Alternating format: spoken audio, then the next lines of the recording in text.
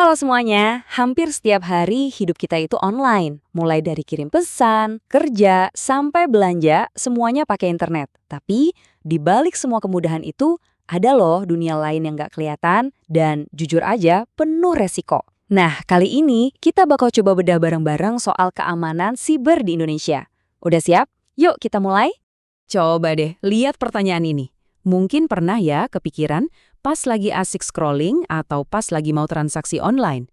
Setiap kali kita klik, ngepost sesuatu, atau bayar tagihan, itu semua kan terjadi di sebuah ruang digital. Pertanyaannya, seberapa aman sih sebenarnya ruang itu? Jawabannya mungkin bakal bikin kita lebih waspada. Oke, pertama-tama kita samain dulu yuk persepsinya. Kalau dengar kata dunia maya atau cyberspace, mungkin yang langsung kebayang itu ya internet, media sosial, gitu-gitu kan. Padahal ini jauh lebih besar dari itu. Anggap aja ini semacam kota. Nah, bayangin aja ada sebuah kota metropolitan yang super sibuk dan nggak pernah tidur. Kita sebut aja kota digital. Di kota inilah kita semua kerja, ngobrol sama teman, belanja, pokoknya ngelakuin banyak hal.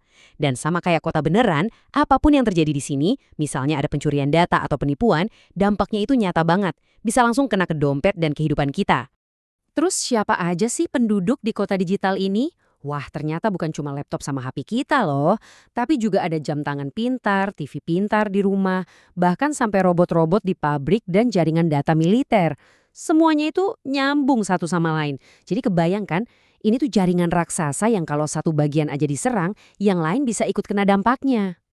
Ya namanya juga kota besar ya, kota digital kita ini juga pasti punya sisi gelapnya. Ada aja gitu lorong-lorong sepi tempat para penjahat cyber ngumpet.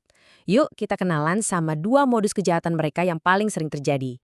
Oke, ancaman pertama yang sering banget bikin layanan publik lumpuh itu namanya serangan DDoS. Dengar namanya emang kayaknya rumit ya. Tapi tenang, idenya itu sebenarnya simple tapi licik banget. Analogi ini pas banget buat ngejelasinnya. Coba bayangin toko favorit kamu lagi diskon besar-besaran, tapi tiba-tiba ada ribuan orang bayaran yang sengaja menuh-nuhin pintu masuk. Akhirnya, kamu pelanggan aslinya jadi nggak bisa masuk kan? Nah, itulah yang terjadi sama website. Ribuan komputer zombie sengaja dibikin buat membanjiri satu situs dan akhirnya situsnya down. Selanjutnya, ada metode yang lebih licik lagi. Karena ngincernya kelemahan kita sebagai manusia. Namanya phishing. Gampangnya sih memancing data. Serangan ini bukan soal teknologi canggih, tapi lebih ke soal tipu-tipu psikologis. Persis kayak gini nih.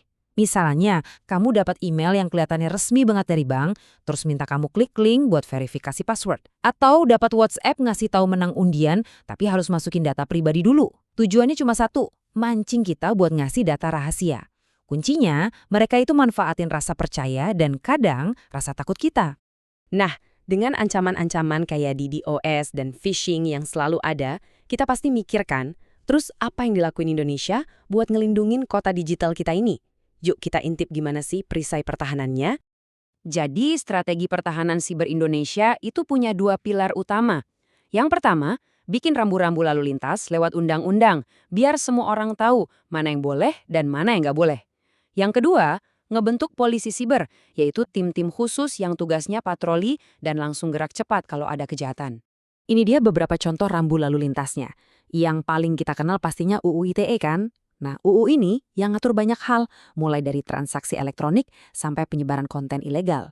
Aturan-aturan inilah yang jadi dasar hukum buat nindak para penjahat siber.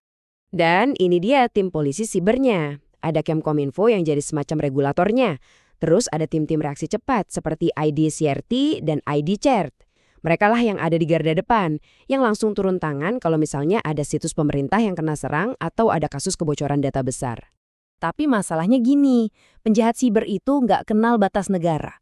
Mereka bisa nyerang dari mana aja, kapan aja. Makanya Indonesia nggak mungkin bisa berjuang sendirian. Kuncinya adalah kerjasama, terutama dengan negara-negara tetangga. Kalau kita lihat di lini masa ini, ternyata upaya kerjasama ini bukan hal baru loh.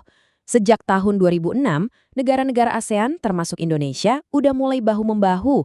Mereka saling tukar informasi, latihan bareng, sampai membangun sistem pertahanan regional. Ya, karena musuh yang dihadapi itu adalah musuh kita bersama. Oke, kita udah ngobrolin soal ancaman, pertahanan negara, sampai kerjasama internasional. Sekarang coba deh kita tarik semuanya ke level yang paling dekat sama kita. Pertanyaannya, apa artinya semua ini buat saya dan kamu? Jawabannya, peran kita itu besar banget. Keamanan kota digital ini ternyata bukan cuma tanggung jawab pemerintah atau polisi cyber. Setiap penduduk kota ini, ya termasuk kita semua, adalah penjaganya. Kitalah garda terdepan pertahanan itu yang dimulai dari kesadaran kita sendiri. Kutipan ini benar-benar merangkum semuanya. Keamanan cyber itu ibarat gotong royong satu kampung. Pemerintah mungkin bangun jalannya, perusahaan bikin gedungnya, tapi kita semua yang harus pastiin pintu rumah masing-masing itu terkunci rapat. Jadi, lain kali kalau ada email aneh atau link mencurigakan, ingat ya, keamanan dunia digital kita itu ada di ujung jari kita masing-masing. Yuk, jadi warga digital yang lebih cerdas dan waspada.